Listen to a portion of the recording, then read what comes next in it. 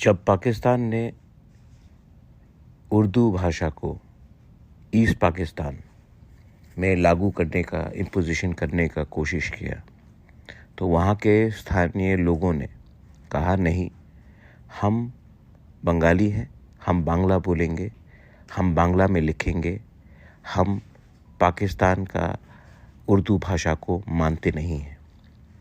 पाकिस्तान ने तभी भी ईस्ट पाकिस्तान के ऊपर उर्दू भाषा को लगाने का कोशिश किया, इम्पोज करने का कोशिश किया। पाकिस्तान टूट गया और बांग्लादेश पैदा हुआ भाषा के नाम में। आज भी अगर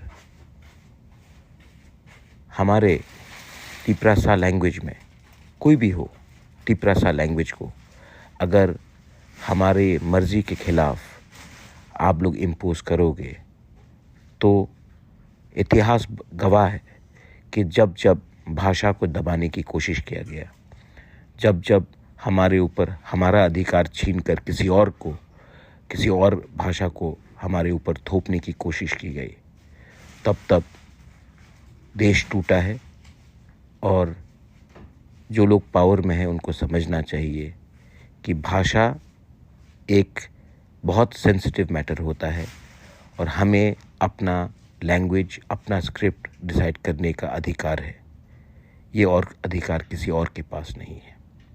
दिस इज़ बोबाग्रा in support for Tiprasa language, बेलाइनो हमबाई।